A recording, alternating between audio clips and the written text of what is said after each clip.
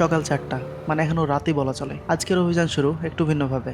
না, আজকে কার বা বরাবরের মতো বাইক নিয়ে না। আজকে আমরা বেরোচ্ছি খিচুড়ি আর পরোটার টানে এবং সেখানে যাচ্ছি একেবারে সিএনজি চড়ে। রাত থেকেই হালকা হালকা বৃষ্টি পড়ছে। শহরের নিস্তব্ধতা আর ভেজা বাতাস, এই মিলনে ভিন্ন এক ফ্রেশ অনুভূতি। রাস্তায় তিতাস এবং মেহেদিকে তুলে নিয়ে আমরা রওনা দিই গন্তব্যহীন গন্তব্যে। চারপাশে ভেজা রাস্তা, গায়ে হালকা ঠান্ডা হাওয়া আর সিএনজি রিদমে চলতে চলতে মনে হচ্ছিল এই তো জীবন। মাঝপথে একটা ছোট্ট ব্রেক নিই। একদিকে হচ্ছে বৃষ্টি আর এক হাতে চা আর বিস্কুট। বৃষ্টির মাঝে এমন চা খাওয়ার অনুভূতিটা সত্যিই আলাদা। একটু রিফ্রেশ হয়ে আবার যাত্রা শুরু করলাম। শেষমেশ এসে পৌঁছালাম গোপালপুরে। এই সকাল সকালেই বাস আর ট্রাকের বিশাল লাইন, এখানে লাইন ঠেলে ঠুলে আবার রওনা দিলাম। বাইরের আবহাওয়া আর ঠান্ডা বাতাস অনুভব করতে করতে পৌঁছে গেলাম আমাদের গন্তব্যে। আমরা চলে আসলাম একতা হোটেলে, রাজশাহীর ভদ্রায় যেটা অবস্থিত।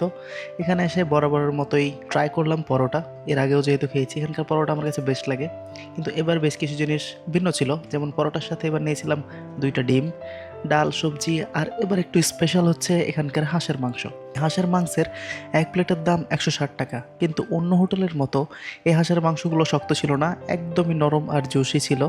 আর মেহেদি তো দাঁত ব্যথা নিয়ে উঠতেই পারে না। দাঁত ব্যথার কারণে সে মেরে দিল একদম খিচুড়ি, মানে পাতলা খিচুড়ি যেটা এখানকার পাওয়া যায়। এখানে 2 রকমের খিচুড়ি পাওয়া যায়, পাতলা এবং ভুনা। দুইটাই দুইটাই ভালো লাগে। এবার শেষে 1 কাপ চা হাতে নিয়ে আমাদের এই ভিডিও এবং আমাদের এই খাওয়া দাওয়া এখানে শেষ করলাম। দেখা হচ্ছে নতুন কোনো ভিডিওতে বা নতুন কোনো ব্লগে। ততক্ষণ সবাই ভালো থাকবেন, সুস্থ থাকবেন।